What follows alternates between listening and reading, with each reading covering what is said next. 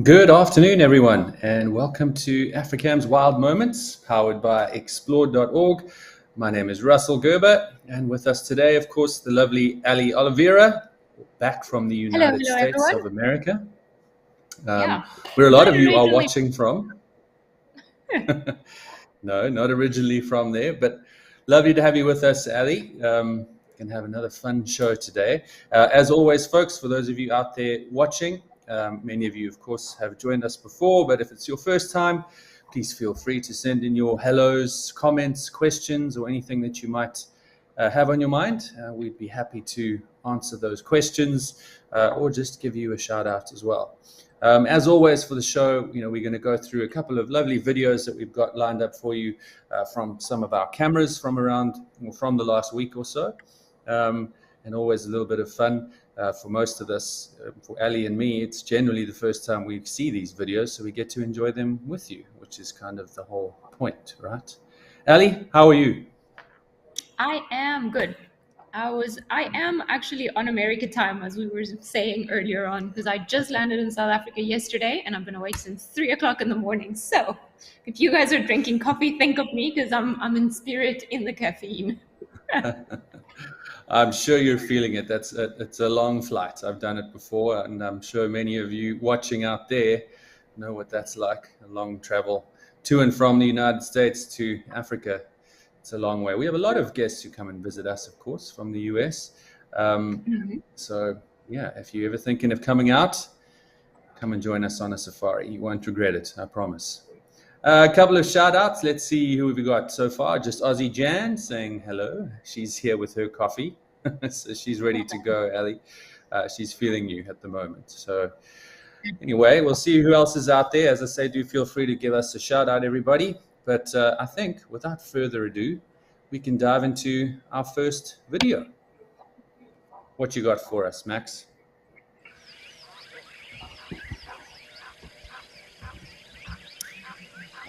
Hi. Young Right love. away with action, hey? Well, hopefully this is a family show, but occasionally we do get to see some fun things on the cameras. And here, a really, really interesting sighting of watching the not so dominant male sneaking in for a little bit of action, and his brother spying this out and deciding he's not too fond of what's going on here. What do you think, Ali? No, I agree, but I think it's funny the way that lions work. I mean, he's still standing there, just making sure nothing happens, and the other two are just like, nothing to see here. We're cool. It's all done. It's finished. I am surprised though that he wasn't more aggressive towards the male. Maybe he realized that the deed was already done. But you see now he's scent marking, so definitely showing off his dominance towards the other male right there on camera. And the female not too bothered, her, doing her own thing. No, she's doing her own thing. I mean, this is something that a lot of people aren't aware of. When you do get these coalitions of lions, two brothers or even two youngsters who happen to meet up in the wild while they're on their own and roaming around before getting their own pride, one of them will always be slightly more dominant. But this is a good example that shows everybody that the female will tend to mate with all of them. So we don't know exactly why. Some of the theories are that it makes them all think that they are their babies. That might be one of the reasons. The other simply to give everyone a chance to feel dominant, I guess. But as you see with the males, they know who's in charge. They always know who's got the muscle. And in that video, you can see that second in line definitely showing his what would it be? His He was being very sheepish. Yeah. Yes. He definitely had So puppy eyes like, I didn't do anything. exactly, and looking as innocent as possible. Because they will fight quite violently if he decided that he wanted to take on his brother. It can actually be pretty violent. Let's see who else we got saying hello. Bob from Kalamazoo is back. He says, "Good day, Ali, and welcome back, Russell." Thank you, Bob. Ali's also back, but I know she's been doing loads of shows while I've been frolicking in the bush and things. Mary Momo is back with us, checking in from another chilly day in Hot Springs, Arkansas. Looking forward to the show. Thanks, Mary Momo. Pin Karate. Hello from the King of Prussia. Good to have you, Pin Karate. I like that name. Amber.co says, happy Thursday. I'm excited for the show today, and thank you for your gift of time and knowledge. Welcome. We love doing it, to be honest. It's a great show. Gemma says, hello, Ali and Russell. Looking forward to some wild moments today.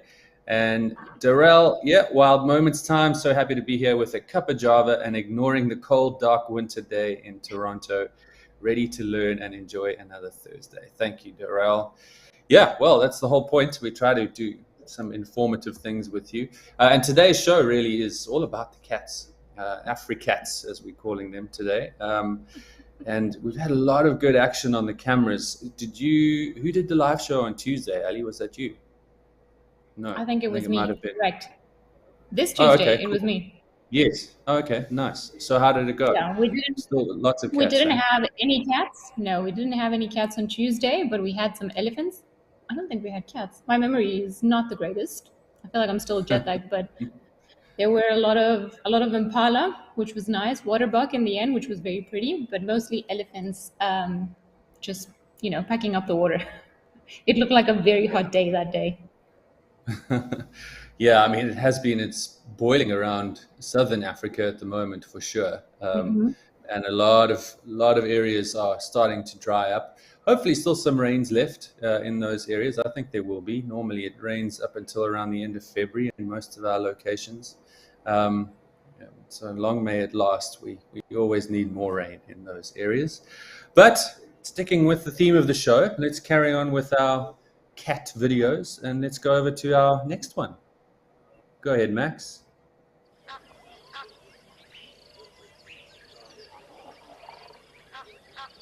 It is really all about the cats today and future little cats. Absolutely. Definitely some potential youngsters in the future on Africam. As long as they keep bringing them onto the cameras, I think we can all deal with that. Exactly. So for those of you who are wondering, this is the dominant male. Of course, taking his opportunity to mate with our female in heat.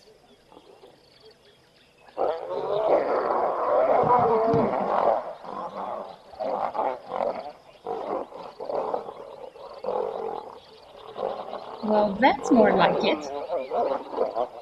That's what we're talking about, exactly.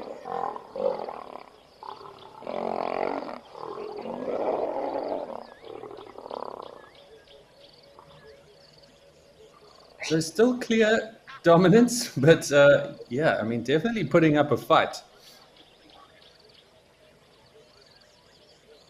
That is quite fascinating.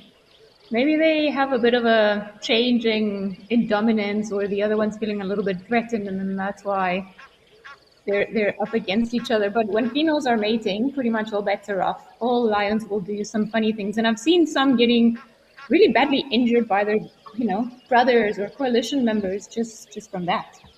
You'd think they've been attacked by a buffalo, and it was just a mating spout. Yeah, I agree. You see really violent fights between them, and as you say, it doesn't always the dominance is not always in one direction. It can change with time, especially if one of the dominant males gets injured or even just gets older. Sometimes that hierarchy can change. And it does look like this brother, if they are brothers, I'm not entirely sure, is definitely trying his luck. And is pretty brave considering his brother was nearby when he's doing these things. But once the bigger brother arrives, it's pretty clear who's in charge for now. But maybe there is a change of power happening here. Also, I want to make a funny side comment. This is the longest I've seen lions mate. Generally, it's pretty quick, and this is a good going for a lion. I mean, oh, I agree as well. 40 seconds and the guy's still going. So I'm quite surprised that this can be lions. Yeah, pretty impressive. So I guess we're going to have to keep our eye on these cameras in the next 4 months or so, where we should be expecting some babies potentially if she does fall pregnant. So keep an eye out. Where are we now? January. So, well, basically February, March, April, May-ish. Maybe by the beginning of June, maybe mid-June, she might start bringing them around to the waterhole. So you never know, right? Could get lucky. Yeah. Some little lion Can you cubs. imagine? Tiny I little saw on the lion comes drinking. cameras. Yeah, I saw on the cameras the other day. I don't know if I don't think it was on the live show, but correct me if I'm wrong, Ali. Did some of the cubs at Old Donyo, I think, did they get Yeah, killed by we some had new with. males? Oh, I don't know if they got killed. I saw them drinking. That's the last I Uh, heard from. I don't, it was at Old Onyu. So if they got killed in front of the cameras, I have not seen it. Probably will skip that one. Don't feel like watching yeah, that. no, me neither. I don't care how much it is the natural world and the things that happen in the bush. It's somehow most awful to watch young predators getting killed. I don't know why we have that weird affiliation, but it's really tough to watch. I don't know if you actually have seen that happen in real life before. Have you? I have, and it's not fun because it's we could get into this whole debate as to how animals think, how they feel, where science comes in, where we humanize them, and so on. But I've seen particularly with leopards when they lose a cub, then the mothers go into like this frenzy and they start calling and coming back to where the cubs were. So with the lionesses, they come back and then they go and then they just get very angry and it's almost like they're grieving, which Yeah. technically, scientists say that doesn't happen, but I don't feel like being all on science's side today. No, I'm with you. It feels that way. I've witnessed it with a few different cats, from leopards to lions as well, and cheetah. And when it does happen, it does feel like they stick around. And maybe we're anthropomorphizing it a little. Sure, that's our nature, I guess. But it does feel the way that the female tends to behave after it happens. It certainly does give a feeling of some kind of mourning. And then they go and do something completely crazy and start eating the cubs, which is something that they do unfortunately. It's really brutal to see. I see Aiden from the office is telling us that they're still waiting on confirmation of those lion cubs being actually killed, but there was no footage of it, which I'm quite glad about. But it does happen. Lion cubs have a very tough life when they're young, and you never know how it's all going to end up. I got a question for you, Ali, from Andy. He asks, we know that lions are given contraceptives at Tembe. Over the long run, will it change the lions' mating habits, as in when and how often they mate?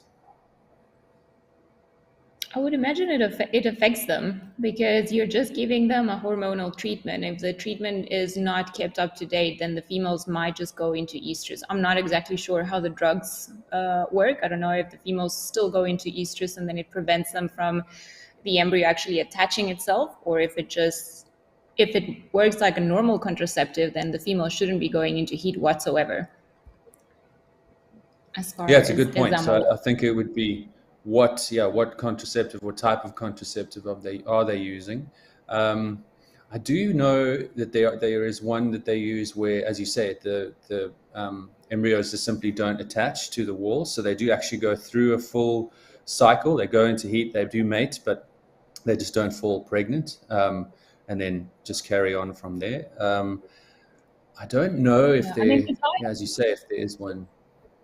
yeah, I mean, with elephants, they don't even mate. They just don't. It does affect the dynamics and the, having new blood coming in and how everything then happens. So this is why in reserves that are closed, populations have to be very closely managed. Because if you just allow lions to breed nonstop, as cute and fluffy as the new cubs are, they might just eat everything or start fighting each other. So it might not work out. So I'm not sure with the specifics of the hormones that they give on the treatments, but they do have to sort of like top them up. It's not like they give them one shot or they take the uterus out of the females and then you're done with it. Yeah. It's a little bit more No, work intensive. it's pretty intensive, exactly. And that's why, exactly right. They can only really do it in the smaller reserves, like Tembe, where they can manage their animals, and the animals are fenced in. You know, in a much bigger reserve like Kruger, or if you go up to areas where there are no fences around East Africa, or even the Okavango, for example, well, there, you know, you're not going to be able to do that, and it's just too labor intensive. It costs too much money. Obviously, there's a lot of potential danger to the animals if it's not done correctly. And as you say, they have to keep doing it, and otherwise there's no point. So it is pretty tricky. But on the small reserves, they have to, like you say, too many lions eat a lot, and they start taking down huge animals, from giraffe to buffaloes, and of course the poor impalas always get it from the lions. So yeah, got you and there. then on the other end of that, oh, sorry, didn't mean to interrupt you, but I just wanted to add that on the other hand of that, the issue is that as well, if you start having too many lions in a fenced-in reserve, cats are very good at finding holes and fences, and you know, just because of the inner pressure of the population, they start going out and start causing havoc on the nearby locations. So people start hating them, and then they start killing them. So it's got to be managed for the welfare of everyone involved. Definitely, totally with you. Christy actually says that one of the cubs got killed, and there were 3 left off camera. So again, still trying to get confirmation of that, but interesting to hear. Saccharissa Cripslock, I think that's how I say your name. She asks, or he, I think it's a she, but can lionesses have multiple paternity in a single litter? I know it can happen in brown bears. Thanks. Yes, ma'am. Lions nailed it. And cheetahs. Yes. So it can happen. Plenty records of that happening within one litter. So not unique to bears. I'm sure it happens in many different mammal species where there's a number of fathers, let's say. So yeah, good point. Good question, Saccharissa. And Andy backs us up there. He also says one of the 4 cubs has been lost at El Doño, not on camera. So yeah, 3 cubs left. It's a tough life for the lions. All right, everyone. Thanks for all those questions. Ali, anything to add? So many things, but I think this is enough for now. Yes, we'll stop talking about the murder of young babies for now. Let's move on to our next video. Keeping with our cat theme, let's see what we got, Max.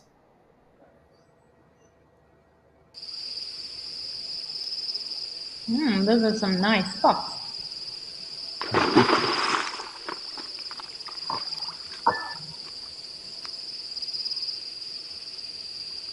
Do you get it? You know, this is actually ridiculous.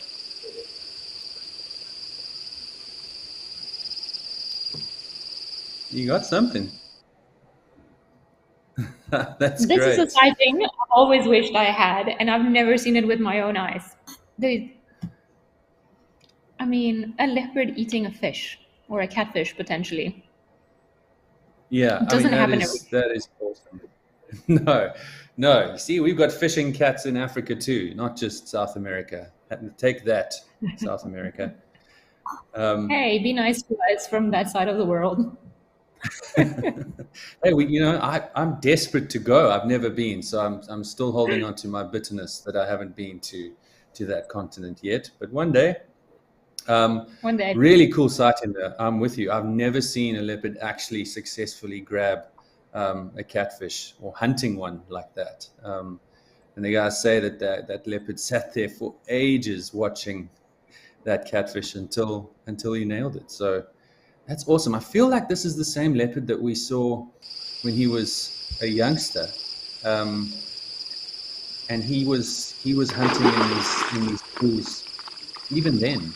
But we never got anything on camera where he caught something. So this is a No, really that is nice one. amazing.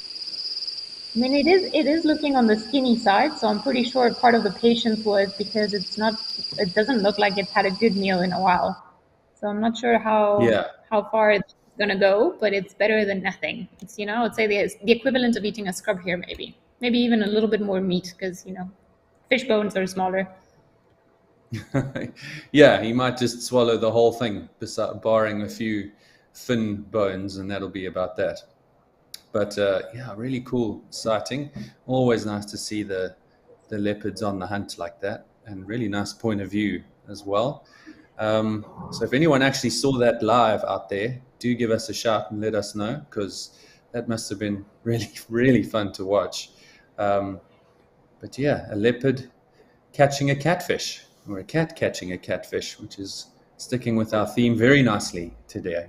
But we're running out of time, so unless anyone has any questions about the leopard, we can come back to that in the next few minutes as well, if you do. But we're going to dive right into our next video as well, which is another amazing hunting video. Let's see what it's all about.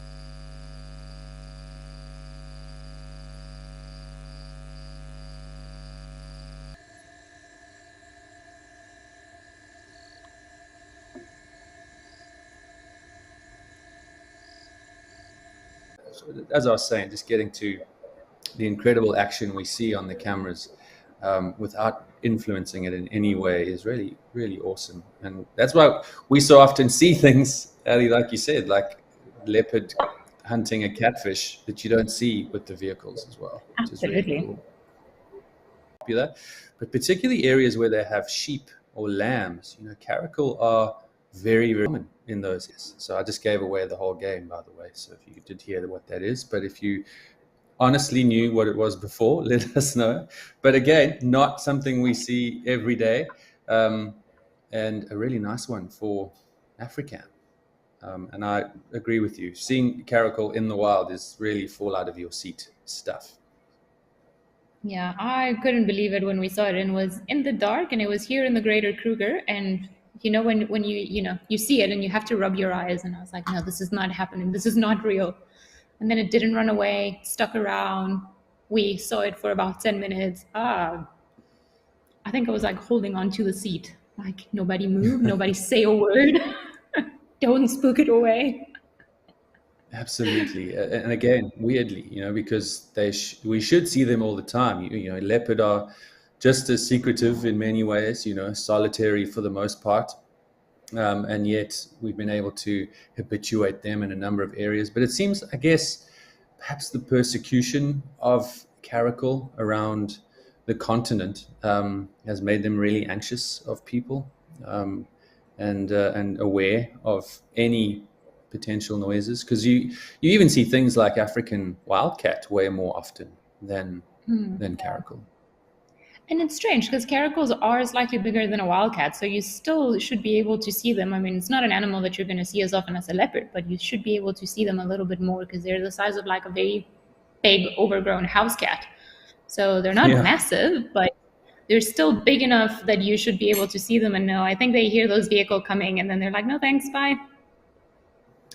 Absolutely. It's pretty sad because it'd be really nice to watch some of their behavior and see. I mean, when you're watching this video, you can see how anxious he or she is. I don't know. Can we see if it's a he or a she? Probably not. But how anxious they were just to get a drink, any little sound that they hear. And of course, they are also on the menu for things like leopard. I've never seen that though. Oh, what a cool sighting. Almost seems like a female. Yeah, I'm not sure. Right. I'm not going to put money on it, but I think that's where my gut feeling and eyesight is going towards. There don't seem to be any golden orbs anywhere, so I will support that theory of yours.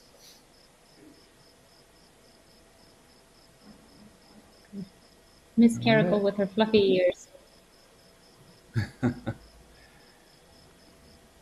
Yeah, just absolutely beautiful. So I don't know I wonder if she got a drink of water eventually. I'm sure she risked it eventually. We can only hope. It's been a hot summer. Alrighty. Well, unfortunately, that's all we have time for, everybody. But thank you for all your questions and for all your info. It's always nice interacting with you all. But we're going to have to say goodbye for now. So thank you very much, Ali. Hope you get some sleep in the next few days. I will. Thank you. Thank you for joining me today, or letting me join. You're most welcome. And I'm sure I'll see you around in one of the shows in the future. But for now, it's goodbye from all of us and the Africam team. We'll see you all, same place, same time next week. Cheers.